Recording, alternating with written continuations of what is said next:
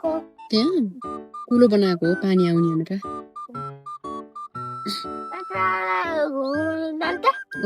हाम्रो घरतिर जान्छ त टाढा घुमेर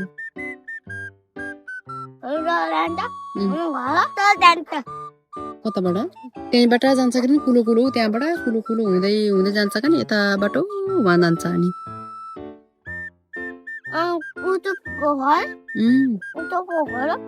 उत्सवको घर जान्छ हाम्रो घरमा जान्छ सबैको घर घरै जान्छ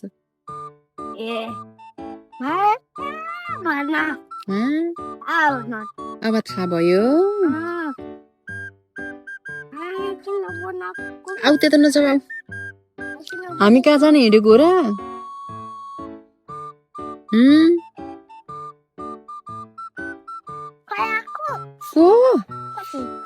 ड्याडी आउँदै हुनुहुन्छ अरे यस्तो अप्ठ्यारो बाटो आएर है उताको पिच बाटो नआउने किन हो ड्याडी है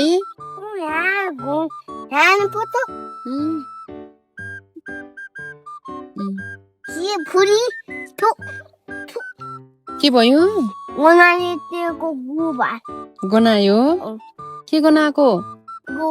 गोबर हो ड्याडी आउनु भयो है